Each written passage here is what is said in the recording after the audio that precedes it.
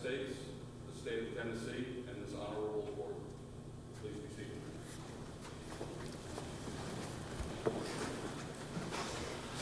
Good morning. Just a quick reminder that the oral arguments today, unless court has put an order down excluding it, it will be broadcast live streamed on the Administrative Office of the Court's YouTube channel and will be posted a couple of days later. So it will be there for the world to see. Call the first case, please. Lone Mountain Shores Owners Association, Inc. v. Henry Bennafield et al. We'll hear from the appellant when you're ready.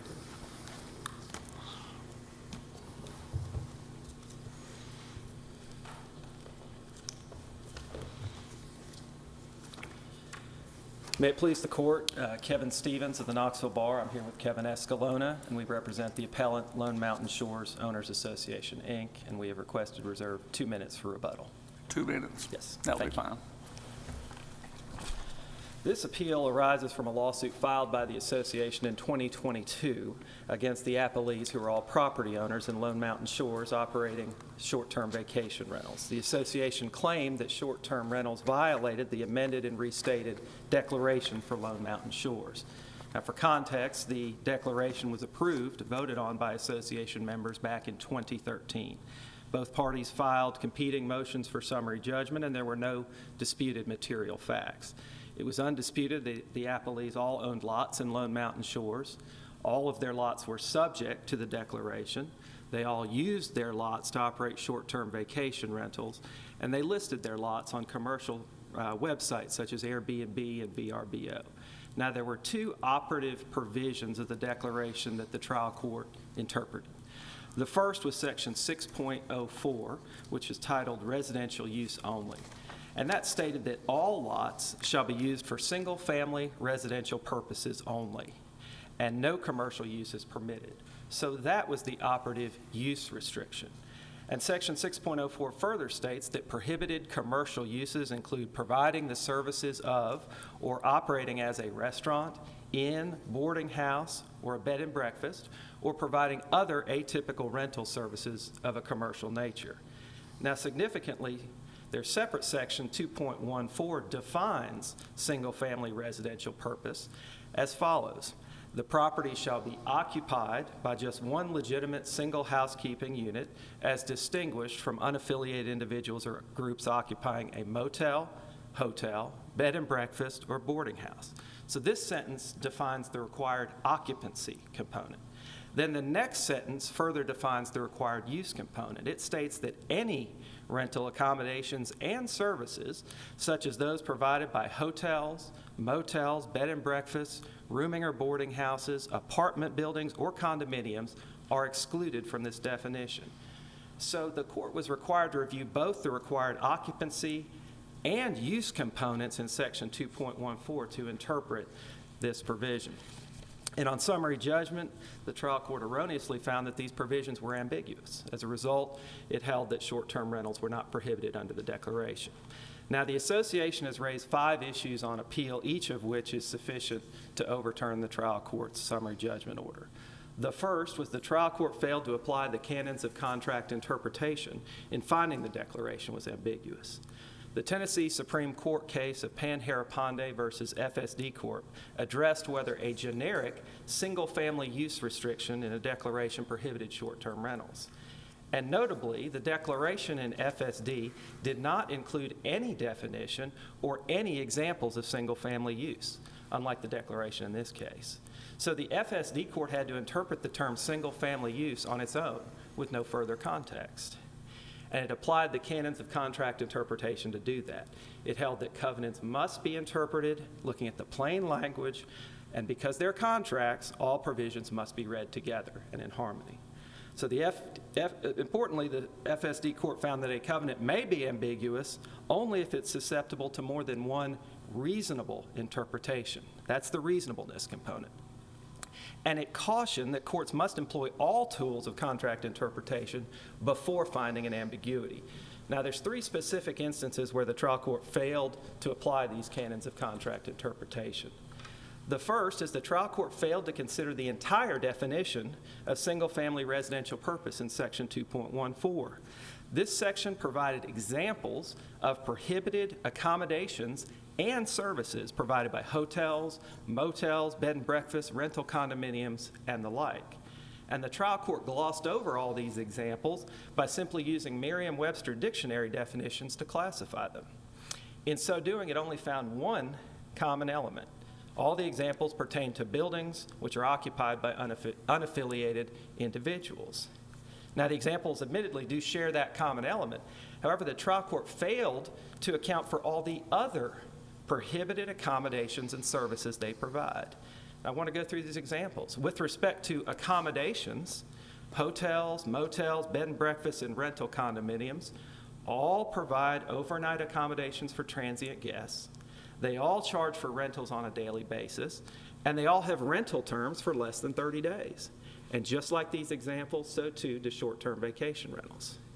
With respect to services, hotels, motels, bed and breakfasts, and rental condominiums all provide cleaning services, housekeeping and linen services, consumables like soap and toiletries. They provide online booking, and they provide check-in and check-out services. So just like these examples, so too do short-term vacation rentals. Ultimately, short-term vacation rentals provide numerous accommodations and services that are expressly prohibited under Section 2.14. However, the trial court, in its narrow interpretation, found that this section only prohibits separate families or unaffiliated guests from renting the same residence. The analysis really shouldn't have stopped there. It's obvious that any multi-bedroom vacation rental could be rented by separate families. There is no way to police this occupancy restriction practically, and that's why Section 2.14 went even further to add these examples of prohibited rental uses for context. It's also significant that the short-term vacation rentals were not common in East Tennessee in 2013 when the declaration was originally adopted. In fact, Airbnb and VRBO were essentially in their infancy, and that's likely why short-term vacation rentals weren't separately listed with the other examples in 2014. However, that doesn't change the intent of Section 2.14. It's also important that in 2013, Tennessee Code annotated Section 67-4-1401 defined the term hotel specifically to include short-term rentals. The legislature treated them the same at the time. And the trial court employed an improper definition by misapplying a definition from the Short-Term Rental Act of 2018, which clearly is not in context with the declaration adopted in 2013.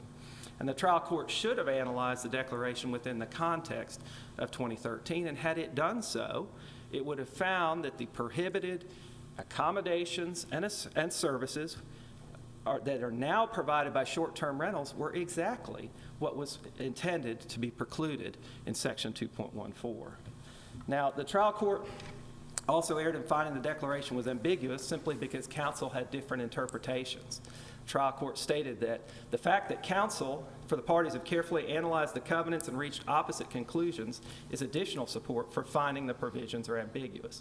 However, the subjective opinions of counsel have no bearing in this case or any other. The Maggart case from the Supreme Court specifically held that ambiguity does not arise in a contract merely because the parties have different interpretations. It held that parties, even if parties have different interpretations, an ambiguity only exists where those interpretations are reasonable. And the trial court did not find multiple reasonable interpretations. It ignored this analysis and found that an ambiguity must exist simply because counsel had different interpretations. Ultimately, the trial court adopted the narrow interpretation that lots are only restricted from renting individual rooms to unaffiliated guests. But this did not. What does that mean, unaffiliated individuals or groups? Yeah, I think the intent was going back to single family, because that was what was the definition in the original, as a single family. And when you go back to the original language, it talked about not multiple families or unaffiliated groups. And so the intent was that you would have a single family occupying a home and using it as a traditional residence. And I think the distinguishing factor here is not necessarily the duration but the services that are provided. Because if you're providing these typical services of a commercial nature that we listed, the online booking, the cleaning, the housekeeping, the toiletries, then you have converted to a commercial occupancy, and that's why it's distinguishable. I understand your argument as to those terms. I'm just trying to understand the renting to unaffiliated individuals or groups at the same time is prohibited. Yeah, and I think the important component of that is it talks about a single family as opposed to multiple families, and I think unaffiliated guests would sort of qualify that. Is that single family, just any single family? I think that's the plain language, and I think that was the intent. The second is that additionally, the decision of the trial court rendered other provisions ineffective because the trial court looked at 2.14 in isolation and didn't consider all of the provisions and all of the services. It neutralized section 2.14 by its taking a narrow definition that it only prohibits renting individual rooms to unaffiliated guests. But 2.14 was much broader. It had a whole myriad of examples of what they found to be commercial operations, commercial services, and commercial accommodations. And taking the trial court's narrow interpretation to its extreme, if the only exclusion was offering, you could offer any accommodations or any services as long as the guests are affiliated, that would essentially allow short-term rentals to offer dining services, spa treatments, entertainment, vacation, ground transportation. There's no limit. If the only narrow interpretation is that they have to be affiliated guests, then the court missed the mark because the definition in 2.14 is so much broader by precluding any accommodations and any services that are provided by these examples. So it would render those provisions meaningless if it's not taken into account. And finally, it clearly misapplied the FSD case. The FSD case found that use restrictions based upon the undefined term residential purposes was ambiguous and thus did not prohibit short-term rentals. Now, while FSD was a significant decision in this state, its holding was actually quite limited. It merely held for the first time that short-term rentals were not automatically prohibited by a generic single-family use restriction. However, FSD is distinguishable because FSD didn't define residential purposes, and it didn't provide any examples of prohibited commercial accommodations and commercial services like we have in this case. In this case, section 2.14 was quite detailed and provided a detailed definition of single-family residential purposes. And in order to provide even further clarity, it then provided these detailed examples of accommodations and services that were prohibited. That was the whole intent of that provision. That's why it listed a myriad of all the examples of short-term vacation rentals. So I think that's very important for the context that FSD was very limited in its scope and holding. It just said that a single term of undefined residential purposes was not significant or sufficient to preclude rentals. Whereas here, we have multiple provisions which go into great detail to describe the prohibited conduct. So ultimately, I expect we're going to hear a great deal from the appellees arguing that the prior boards did not consistently interpret the declaration. But I'd submit that the trial court didn't consider any issues of waiver, abandonment, or equitable estoppel. And since they weren't considered, they weren't adjudicated on the merits, those are outside the scope of appellate review here today. So I think we need to focus on the plain language of the declaration and the operative provisions. Thank you very much. You have your time for rebuttal. Thank you. We'll hear from the appellee.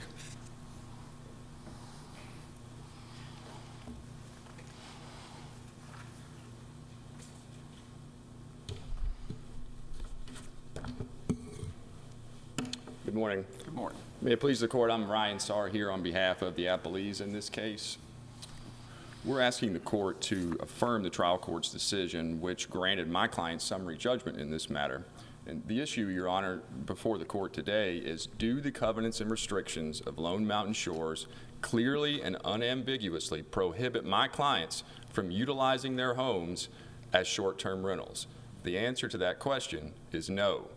Because the answer is no, the trial court properly determined that my clients are entitled to summary judgment, and this court should affirm the trial court's decision. Guiding us in this issue and this decision are the legal principles for property restrictions in the state of Tennessee. Tennessee law does not favor restrictive covenants because they are in derogation of the free use and enjoyment of property. The right to own and use private property, as my clients have in this case, is a fundamental right. So when the courts look at restrictive covenants, which are at issue here, those covenants are strictly construed against the derogation of the free use of property. And any doubt concerning those restrictions' applicability has to be construed against the restriction and in favor of free use. The key when looking at this is the restriction will not be extended to any activity that is not clearly and expressly prohibited. So in this case, if any of these restrictions can be construed in more than one way, the court must resolve that ambiguity in favor of my clients and against the party, the appellant in this case, that's trying to enforce the restriction. So in order to figure out whether these covenants are ambiguous, we must go to the actual covenants. And when we turn to those covenants, the ones that the appellant is relying upon, we see there is nothing in there that clearly prohibits my clients from renting their properties on a short-term basis. And in fact, as the trial court pointed out, one could reasonably interpret these covenants to say that they clearly allow my clients to rent their property on a short-term basis. So if we look at the first provision that the appellants are relying upon, which is section 6.04, residential use only, that section says all lots shall be used for single-family residential purposes only, and no commercial use is permitted. The next sentence, this restriction is not to be construed to prevent rental of any lot or any dwelling for private single-family residential purposes. So we see from this provision that rental of your home is clearly allowed in these covenants. So if rental is allowed clearly, then we need a provision, if the appellants are to succeed, which clearly prohibits short-term rentals. There is no such provision in these covenants. In fact, if we look at the remainder of the covenants that the appellant is relying upon, we see even more examples which clearly show my clients are allowed to rent their properties on a short-term basis. For example, if we go down to the third paragraph in section 6.04, it provides examples of non-single-family residential purpose uses. Those examples include occupancy by 2 or more unaffiliated individuals or groups that function as independent housekeeping units. My clients don't do that. Second example, owners or their agents occupying any part of the property at the same time as the renters. My clients don't do that. Third example, which is prohibited, utilizing the lot or any dwelling as a fraternity, sorority, or dorm complex. My clients don't do that. And the final example that's prohibited is using the lot or any dwelling as a group home or institution of any kind. My clients don't do that. So in these covenants, they provide examples that are clearly prohibited. None of these examples cover my client's use of the property. So the appellant cannot rely on this single-family residential purposes or residential use only provisions to prohibit my clients, because there's nothing in there that clearly prohibits them from renting their property on a short-term basis. It even goes further toward the trial court's decision, which when the trial court said, I think these could be reasonably interpreted to allow rentals. And if we look at section 6.07 in the covenants, which is entitled rental, it states, lots and dwellings may be rented only for private single-family residential purposes, subject to the following provisions. Provision A, the renting to unaffiliated individuals or groups at the same time is prohibited. That's the only prohibition in the rental provision. My clients do not rent their property to unaffiliated individuals or groups at the same time. That fact is undisputed in this case. So we have a clear provision in these covenants which says you can rent your house, you can rent your property. The only thing you can't do is rent your property to unaffiliated individuals or groups at the same time. My clients don't do that. So there's nothing in here that prohibits my clients from renting on a short-term basis. The other provisions that the association or the appellant relies upon, and counsel talked about it, was section 2.14, which is entitled Single-Family Residential Purposes. That section in the covenants talks about what is allowed and not allowed, or what is a single-family residential purpose. If we look at that, it says in section 2.14, buildings on the lot, or the primary dwelling, shall be occupied by just one legitimate single housekeeping unit as distinguished from unaffiliated individuals or groups occupying a motel, hotel, bed and breakfast, or boarding house. Just as the provision we just read regarding rental and residential use, this is the same thing. What is prohibited is renting your property to someone who is not an affiliated group. You can't rent to unaffiliated individuals and rent out separate rooms. My clients don't do that. There's nothing in this single-family residential purposes provision or any other provisions that talk about a time or a duration element as to the lease. Because that's not in there, there is no clear prohibition on short-term rentals. Counsel mentioned this Tennessee Supreme Court's case, which I would argue is binding on this court and directly applicable to the case here. In the FSD case, there was a provision which said residential use only. You can only use your property for residential use. In that case, the Tennessee Supreme Court determined that residential use only does not prohibit short-term rentals. That same holding applies here.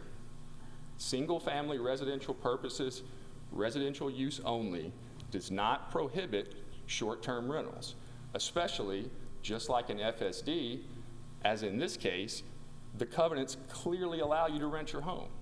So if the covenants clearly allow you to rent your home, if you want to clearly and unambiguously prohibit short-term rentals, which is what the appellant is seeking in this case, you have to have a time or duration element as to how long the lease can be.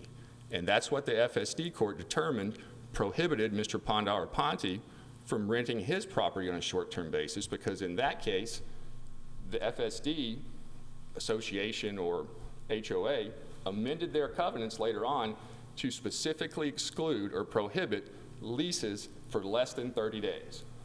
That provision, a time limit or a duration element on leases, is what stopped Mr. Ponte from renting his home on a short-term basis. That's what the appellant needs in this case to prohibit my clients from short-term rentals. That's not present here, so they cannot prohibit my clients from renting on a short-term basis.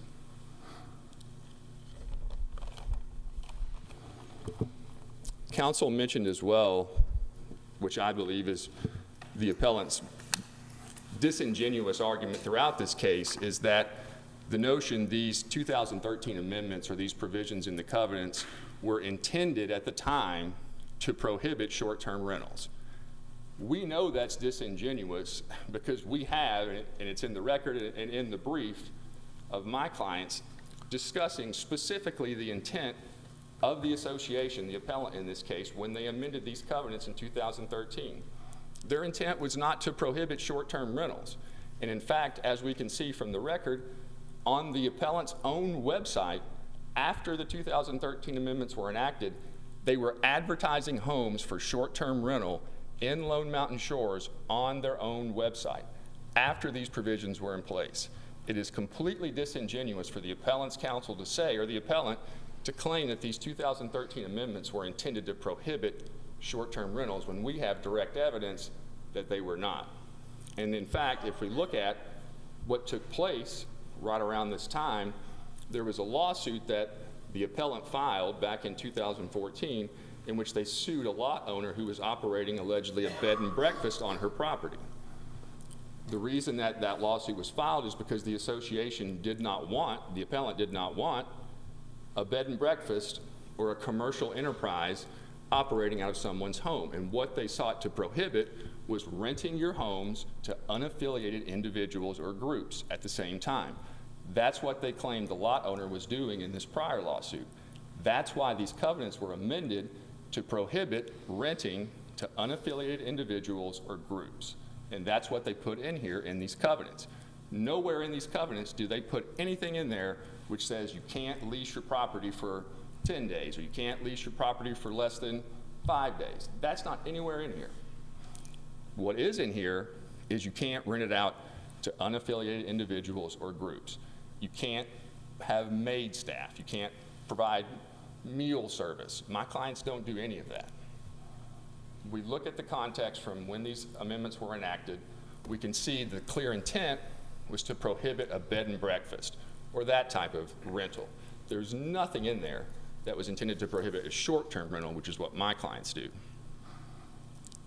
The trial court examined all of this in this case. The facts are undisputed, as counsel pointed out.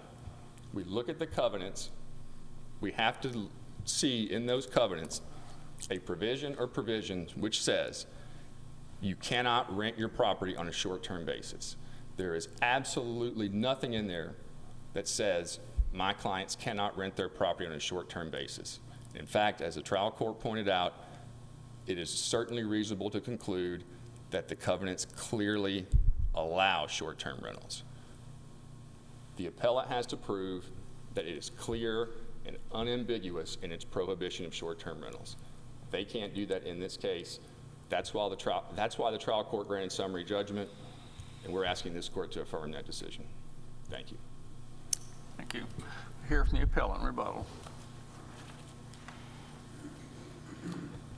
Appellees argued that previous association boards didn't consistently interpret the declaration and or took inconsistent positions subsequent to enacting the declaration. But this was an attempt to raise fact-based issues of waiver, estoppel, or abandonment. And I want to make clear that the trial court stated in its summary judgment order, those issues were never considered. And so since the appellate courts are limited in adjudication to issues that were both presented and decided by the trial court, any issue regarding waiver, abandonment, or equitable estoppel is outside the scope of this court's review and wholly irrelevant. As to the issue of waiver in particular, I think it's important that Section 10.07 provides that the failure of a board, an officer, or any owner to enforce any provision of the governing documents is not to be deemed a waiver of the right to do so for any subsequent violations. So that is clear, that waiver would not come into play in this case. Further, I want to reemphasize the trial court's reliance on the FSD case was misplaced. Again, FSD, the declaration in FSD did not define residential purposes at all, like we have here. It did not provide any examples of prohibited commercial rental accommodations and services, like we have here. This declaration provided a litany of examples, and Section 2.14 clearly prohibited any, broadly using the term any, accommodations and services provided by hotels, motels, bed and breakfast, rental condominiums, and the like. Now, counsel argued this was intended to prohibit bed and breakfast. If it was solely intended to prohibit bed and breakfast, it would have only included bed and breakfast in its examples. And short-term vacation rentals, as we have here today in Lone Mountain Shores, provide the exact same accommodations and services that are provided by all the examples listed in Section 2.14. Thank you for your time here today. The court thanks counsel for both sides. We appreciate your arguments this morning and your briefs on this matter. You're excused.